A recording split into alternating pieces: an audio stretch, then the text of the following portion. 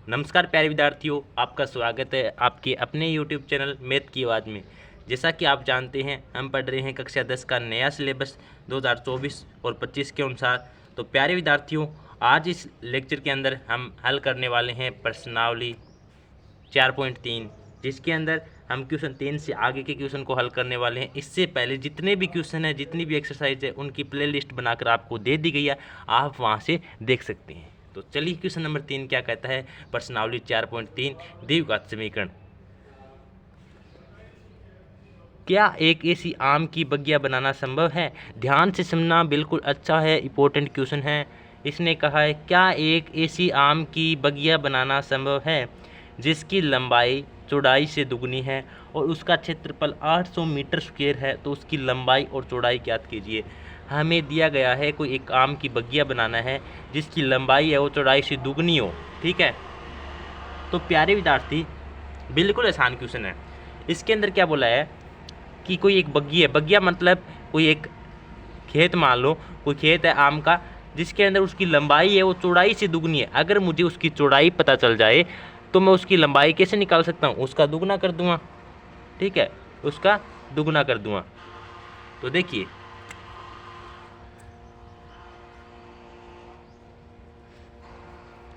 माना आम,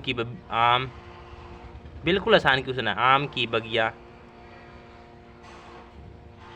देखिए, अगर मुझे उसकी चौड़ाई पता चल जाए, उसकी दुगनी कर दूँ तो लंबाई मिल जाएगी नहीं। तो मैंने आपको हर बार बताया है, जो चीज़ आपको नहीं पता होना प्यारे साथी, उसको एक्स मान लेना। तो माना आम की बगिया की चौड़ाई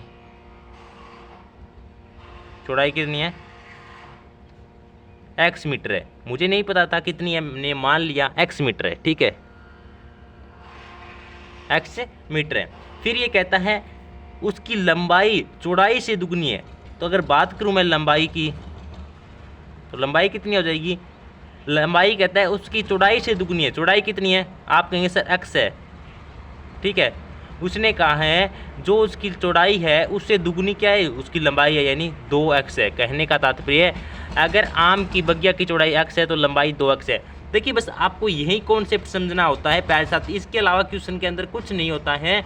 इसने कहा है उसकी लंबाई है वो चौड़ाई से दुगनी होती है। मुझे नहीं पता ये किसकी बात कर रहा है, जिससे तुलना कर रहा है उसको हमेशा x मानना है। इसने कहा चौड़ाई से दुगनी है। मुझे अगर किसी भी तरह चौड़ाई को मान लूँ, माना चौड़ाई x है, तो लंबाई कितनी हो जाएगी? इसने कहा 2 गुना है तो 2x हो जाएगी। ठीक है, आई होप कि आप यहाँ तक समझ गए होंगे। फिर देखिए, इसने क्या दिया? उसका क्षेत्रफल दिया गया 800 मीटर स्क्वायर।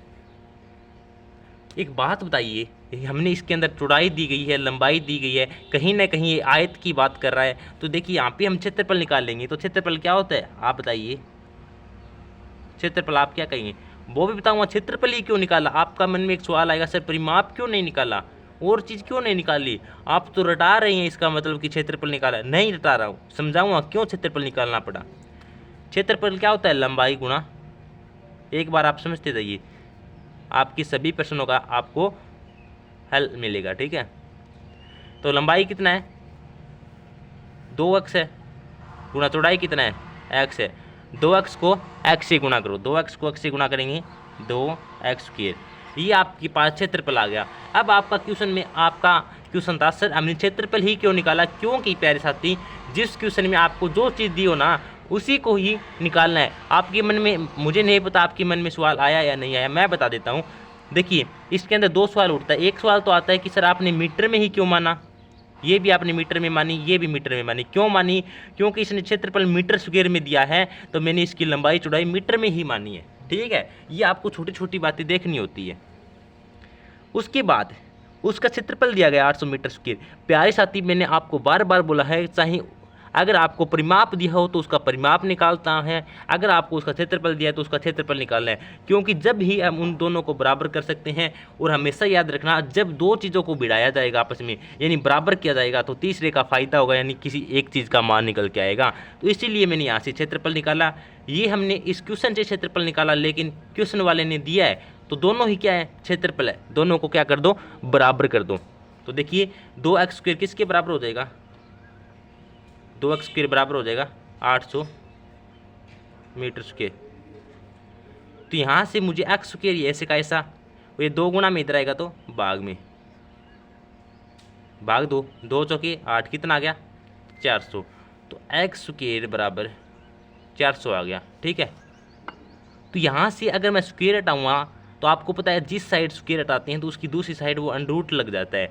अगर नहीं पता तो याद रखना है। ठीक है, अगर एक साइड स्क्वायर है और अगर स्क्वायर हटाते हैं तो दूसरी साइड जाके वो क्या बन जाता है, अंडरूट बन जाता है। तो यहाँ से मेरे पास एक्स की वैल्यू आ जाती है अंडरूट 400। अब आपके एक सामने एक कंडीशन दुविधा आ जाती है कि सर 400 का अंडरूट क्या है। तो प्यारे साथी आपको स्क्वायर याद होनी चाहिए, मैंने बोला है। अब आप कहेंगे 20 की स्क्वायर कितनी होती है 400, तो 400 का अंडरूट है 20। ठीक है, तो आपको सभी की सभी स्क्वायर याद होनी चाहिए।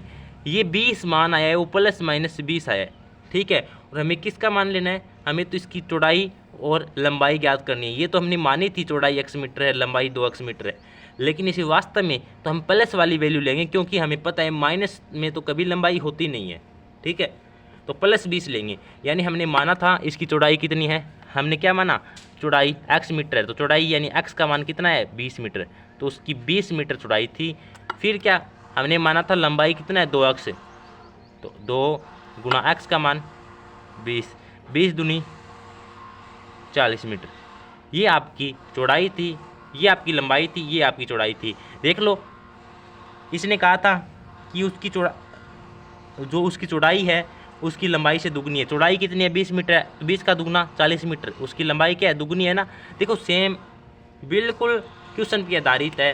क्वेश्चन जैसा जैसा बोल रहा है हमने वैसा वैसा किया, बिल्कुल इजी सा क्वेश्चन था। इंपॉर्टेंट है प्यारे साथी, ऐसे क्वेश्चन आपको लगभग पूछे जाते हैं।